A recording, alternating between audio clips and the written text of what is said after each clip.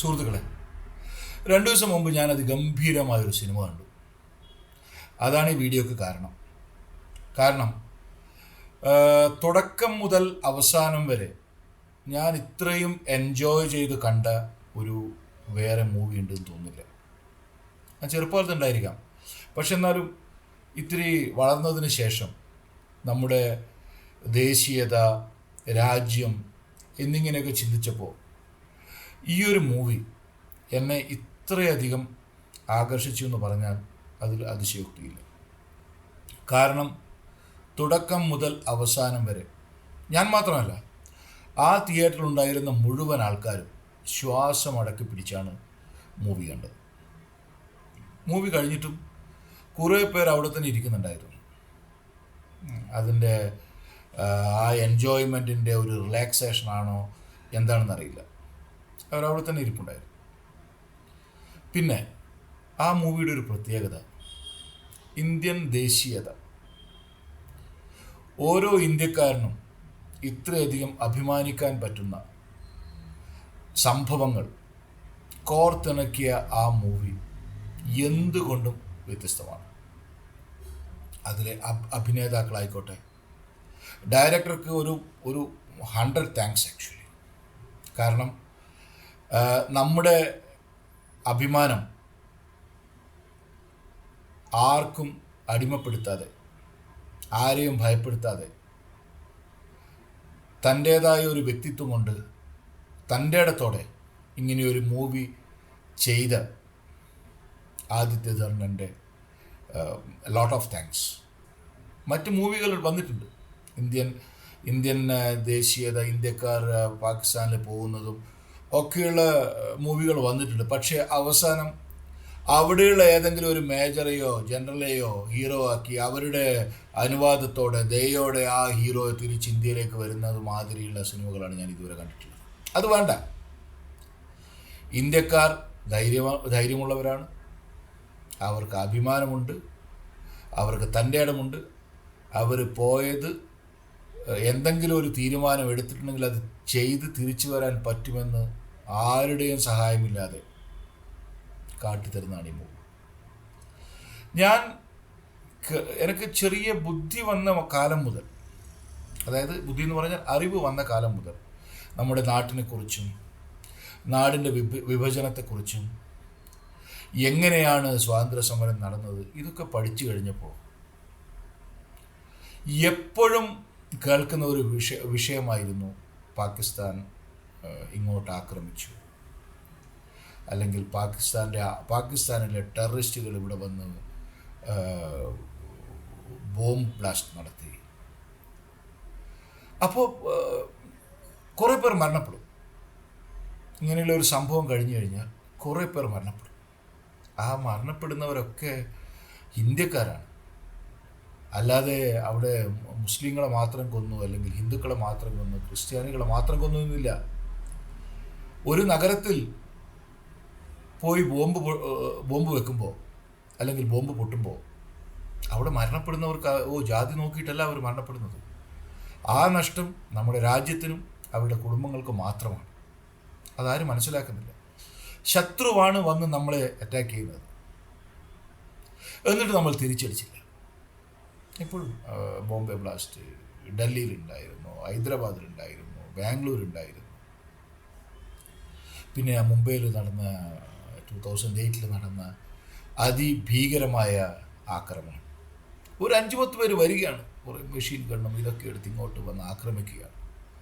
നമ്മുടെ security system ഒന്നുമില്ല, ആർക്കും എപ്പോഴും വന്ന് ആക്രമിക്കാം എന്നുള്ളൊരവസ്ഥ.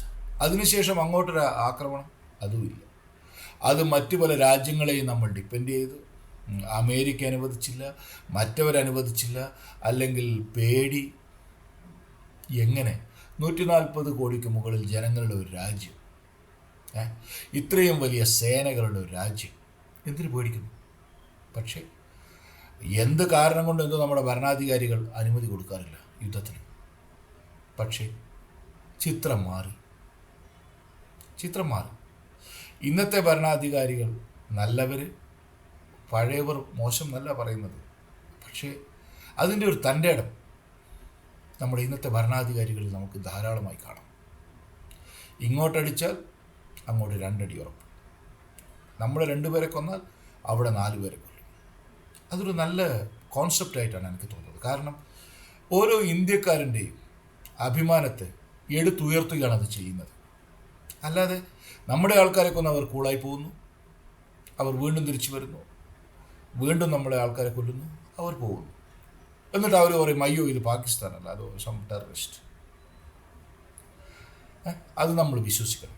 പിന്നെ എഴുതുന്ന പത്രങ്ങൾ അത് പലരെയും സപ്പോർട്ട് ചെയ്തിട്ടായിരിക്കും എഴുതുക. അന്നത്തെ രാഷ്ട്രീയക്കാർ, ഭരിക്കുന്നവർ, അല്ലെങ്കിൽ ജാതി മത വ്യവസ്ഥിതികൾ, ഇതൊക്കെ ചേർത്താണ് അന്ന് എഴുതിയിരുന്നത്. അന്ന് ഇതുപോലെ സോഷ്യൽ മീഡിയ അത്ര വ്യാപകമല്ല, ഇല്ല എന്ന് തന്നെ പറയാം. അപ്പോൾ നമ്മളിൽ എത്തുന്ന ന്യൂസ് എങ്ങനെ എത്തുന്നു? അത് only through radio, limited television access and news paper. അന്ന് ന്യൂസ് പേപ്പറിൽ ആയിരുന്നു കൂടുതൽ നമ്മൾ ഡിപ്പെൻഡ് ചെയ്തിരുന്നത്. എന്നിട്ടും അതിൽ ഓരോ രാഷ്ട്രീയത്തിനും മതത്തിനും സപ്പോർട്ട് ചെയ്യുന്നവർ അവരുടേതായ ന്യൂസുകളാണ് കൊടുത്തിരുന്നത്, അവരുടേതായ വേർഷൻ എന്ന് പറയാം. അതായത് തങ്ങളുടെ മതത്തിനോ രാഷ്ട്രീയത്തിനോ പോറലേൽക്കാത്ത തരത്തിലുള്ള ന്യൂസുകളാണെന്ന് വന്നിരുന്നത്. അത് വായിച്ച് നമ്മൾ വിശ്വസിക്കും. പക്ഷെ ഇപ്പോൾ ചിത്രം മാറി. എല്ലാവരുടെയും വിരൽത്തുമ്പുകളിലാണ് വിജ്ഞാനം, അറിവ്. ലോകത്ത് എവിടെ നടക്കുന്ന കാര്യങ്ങളും നമ്മൾക്ക് മനസ്സിലാക്കാൻ പറ്റും. അത് വലിയൊരു കാര്യമാണ്. കള്ളത്തരം പറഞ്ഞ് നമ്മളെ ഒരു ജനതയെ പറ്റിക്കാൻ പറ്റില്ല. ഇതുവരെ നമ്മൾ പറ്റിക്കപ്പെട്ടു. ഈ സിനിമ അങ്ങനെ ഒരു വെളിച്ചമാണ് നമ്മളിൽ എത്തിക്കുന്നത്. കുറേ ഇന്ത്യക്കാർ, അത് ജസ്കിരത്ത് ആവട്ടെ, ഹംസയാവട്ടെ, പേരല്ല അവിടെ, ഒരു ഇന്ത്യക്കാരൻ. ആ ഇന്ത്യക്കാരെന്ന് പറഞ്ഞാൽ 140 കോടിയിലധികം ആൾക്കാരെ പ്രതിനിധീകരിച്ച് പാകിസ്ഥാനിൽ പോയി അവരുടെ കൂടെ ജീവിച്ച് അവർക്ക് കൊടുക്കുന്ന പണിയാണ്. എന്ത് രസമായിരുന്നു കാണാനറിയാം.